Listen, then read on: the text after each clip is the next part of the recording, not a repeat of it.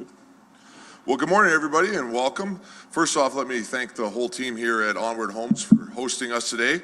For nearly 50 years, Onward Homes has been working to ensure every Calgarian has a safe, appropriate, and affordable place to call home. And Alberta's government is proud to call them one of our housing partners, along with dozens, I should say, of other housing providers across the province that work together with my department each day to provide tens of thousands of affordable homes to Albertans. Now, more than ever, though, it is crucial to come up with solutions with our partners to ensure Albertans have homes that meet their needs. This is why Alberta is making significant investments in increasing the stock of affordable housing through measures like capital grants, support for housing providers, and rental assistance. For example, with our partners, we're investing $9 billion between now and 2031 to create 13,000 new units of affordable housing. That's in addition to the already 5,000 units of affordable housing that we've created since 2019. We continue to invest in rent supplements, currently $250 million going into rent supplements, providing tens of thousands of households for Albertans in our province. That's on top of the $5.1 billion in affordability measures that Alberta is investing in across the board to help Albertans tackle the affordability crisis, the most of any province in Confederation. On top of that, we continue to focus on red tape reduction and infrastructure support to be able to make sure that our cities and our construction industry can build all the homes that we will need now and in the future, which has resulted in Alberta having the highest purpose-built rentals in our history, the highest housing starts in our history, including another historical month this last January where we saw in Calgary the most housing starts in a January in the history of statistics. And I want to stress that is the most critical thing that we can do for housing going forward is to continue to increase our supply to be able to make sure that we can maintain affordability in the market. At the same time, though, we need to make sure that our existing affordable housing stock can remain open, or if it is closed, that it can be quickly repaired and brought back online quickly so it can continue to provide a safe place for Albertans to call home. And that's why we are working closely with our partners to make sure existing affordable housing is maintained and repaired if needed. And today I'm going to announce another $1.2 million in this fiscal year to go into capital maintenance and renewal funding. This funding will provide key repairs that will keep 245 more homes online and continue to provide a safe and affordable place for Alberta's families and seniors to call home. For example, Onward Homes has a 59-unit building that is housing low-income Albertans, families and seniors that is in need of a roof. With this funding, we can support Onward Homes to update that roof, which will keep that building open and those homes open. Capital maintenance and renewal is a low-cost, high-impact way that our government can keep housing available for Albertans. And it will continue to be a major focus of my department in the coming years because of the significant impact that it has. Which is why the province has invested this year alone $110 million in capital maintenance and renewal to help existing affordable housing units stay online. Last summer, for example, I announced an additional $16 million in new funding that ultimately brought 100 units back online and ensured 300 units were able to stay open. With today's announcement, that will bring this number to 645 units that otherwise would not be available for Albertans. I want to thank our partners, including Onward Homes and others, who continue to work with us to be able to make sure that we can meet the challenges that we see with the housing crisis in our country. Because of your hard work, Alberta continues to lead the way in this country when it comes to the expansion of both attainable and affordable housing with real solutions that are having record-breaking results that benefit Albertans and keeping our province the most affordable jurisdiction in the country. Thank you, and I will now ask Martina Zill, I always say it wrong, CEO of Onward Homes, to come and say a few words. Thanks. Whoopsie. Thanks very much, Minister Nixon. And good morning, everyone. Thank you for being here on another cold day. This is turning into a bit of a tradition for us. I'll be brief in my remarks. Sound asset management is a cornerstone for providing safe and affordable homes. The provincial investment will ensure that Onward residents can continue to enjoy quality homes for years to come. Calgary's need for affordable housing, and particular the type of housing that we provide, which is deep subsidy housing for those who are very low income, that need continues to be pressing. And I also want to say that the multifamily sector continues to be hit hard by pressures such as inflation, increasing costs, various fees and taxes. And so this much needed investment will really help our bottom line. And it will go a long way. I was thinking about this and this particular investment, because we are investing in repairing building envelope and the roof, will really quite literally provide the roof over people's heads. So we are really grateful to the province. So thanks very much to Minister Nixon. Thanks very much to the provincial government for investing in onboard homes and in our residents and in our buildings. Thank you.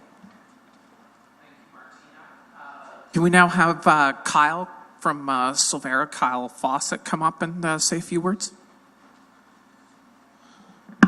Yes, well, thank you very much, and thank you, Minister, for this much-needed announcement. As the Minister indicated in his previous remarks, investing in the capital maintenance and renewal of the existing housing stock is a low-cost way to make sure families and seniors remain housed through these challenging circumstances. Not being able to keep the current affordable housing stock open that we currently have would only exacerbate the problem that we're currently facing. So this is a much welcome announcement, and it's important that we make sure, as we're navigating through these challenging times and trying to deliver affordable housing for our community members, be it families or seniors, that we make sure that we're investing in all types of housing, and whether it be for seniors, for families, some that require deep subsidization, and others that require just a little bit of help. And we believe that this funding will help keep a spectrum of housing available to those seeking safe, affordable housing in today's current market. The final thing that I will just add is that as we move forward and continue to work with the minister and his government to address this this significant challenge, that we work collaboratively and we look for solutions that are both provide short-term relief and long-term relief to the housing sector. And with that, I again want to thank the minister and his government for stepping up to the plate and supporting our organizations. Thanks so much, Kyle. We're now going to move to our question and answers. We're going to start with reporters in the room. Mike's at the back. One question, one follow-up. So we'll start. State your name and outlet. Thank you. Awesome. Aaron with Livewire Calgary. Minister, $1.2 million. How many projects in Calgary is this going to cover, and when are the checks going to be in the mail? Checks will be in the mail immediately. This is going to be funding in this fiscal year, which is coming to an end. One of the reasons why we're quickly adding this on as we get to the end of the budget year, where we see some space, and I want to make sure that we utilize it to create more units. This will go to about 7 major housing partners across the province. We'll create 245 more units across Alberta, on top of the 400 units already created with that additional $60 million announced last summer. Detailed breakdown of Calgary versus elsewhere we can provide you afterwards. I don't have it right in front of me. Follow-up? Yeah, is this going to funding be looking like in the 2024 budget? I think, as you know, I can't tell you what's going to be in the budget next week, though I think that you will see in the budget that our government remains committed to tackling some of the great social issues of our time, including housing, while at the same time making sure that Alberta remains an economic powerhouse and a fiscally strong province. I look forward to having more to say about that after Minister Horner puts the budget in next Thursday. What I will say, though, and I alluded to it in my remarks, is that we see capital maintenance and renewal investments as one of the key ways forward, particularly in the short term as we work on housing. We are investing billions of dollars in affordable housing and attainable housing measures across the province, but it takes time to build things. And so what we've learned with this process is we can invest minimal money, frankly, in capital maintenance compared to brand new projects with bigger results as far as the unit numbers. Now that has capacity of where that would end, and that is not the only solution, but I can assure housing providers that we see capital maintenance and renewal investments as a key way going forward to help Albertans. Any more questions on the floor? Can I just clarify, so the money is for to put a new roof on this I'll get you to some specifics about Onward's project that would come from this funding, but this funding could be made available specifically to make sure that units will stay online or come online that could not be available. And that could come to an investment like roofs. Elevators is often a common one where units have come offline, or units themselves that may have specific maintenance issues with them. Specifically for Onward, how they're using this funding, I'll let Martina specify. Thanks for that, and I don't have much to add. The funding is for building envelope and roof replacements. For this, no, not for this building. I apologize. No, for a different property, Horizon 14, just about a kilometer away from here. Yes, sorry, I apologize. Yes, this building was completed recently, and it doesn't need a roof replacement. So thanks for that clarification. Thanks, Colleen. We're going to move to the phones. Operator, first caller, please. Thank you, Catherine Krakowski, Alberta Today. Hi, thanks for taking my question. So I have more of a technical question on the Stronger Foundations plan, because you mentioned the $9 billion being invested with partners. How much of that $9 billion is coming from the province, and what's the breakdown for the other partners? I don't have the breakdown, obviously, the whole $9 billion at the podium with me, but we work very closely with our municipal partners, our housing authority partners, and the federal government to be able to do the Stronger Foundations plan, which will result in 13,000 new units. We'll be looking at expanding the ambition of the Stronger Foundations plan based on the challenges that we're seeing with housing. But that is the start of where we're at and have been working on as a province for the last several years. And the province's contribution to that would be in the billions. Catherine, follow-up?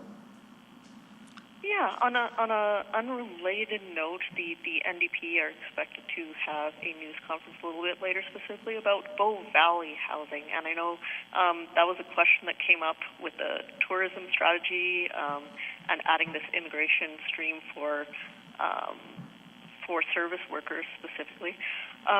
What can we expect to see specifically for housing in Bow Valley? Well, first, just last year, I believe, we invested about $10 million in an affordable housing project to help with staffing issues in the Bow Valley area.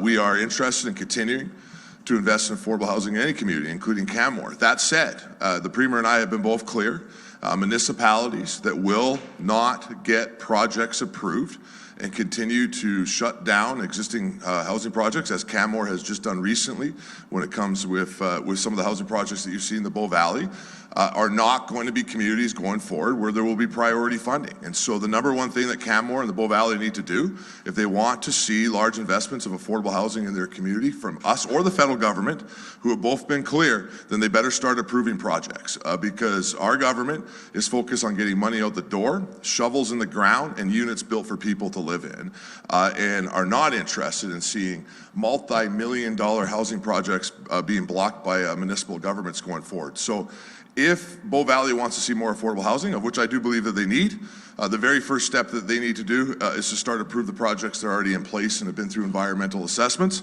and make sure that we can build the doors that's needed in the Bow Valley for the future. Operator, next caller. Thank you. Sandra Stanway, Brooks Bulletin. Good morning. This actually may be a follow-up to the previous question. Can you please speak to how the government is going to be helping rural communities, communities that have no affordable housing units at all left, please? Well, I think that I mean, that's a bit of a broad statement to say that there's communities in rural Alberta that have no affordable housing left. I think what you probably mean is that there are lots of communities that are at maximum capacity on things particularly like seniors housing, which is a common thing that we hear in rural Alberta. Our investments that I've just outlined here are for both urban and rural communities. We've announced dozens of projects over the last year across the province when it comes to helping in rural Alberta.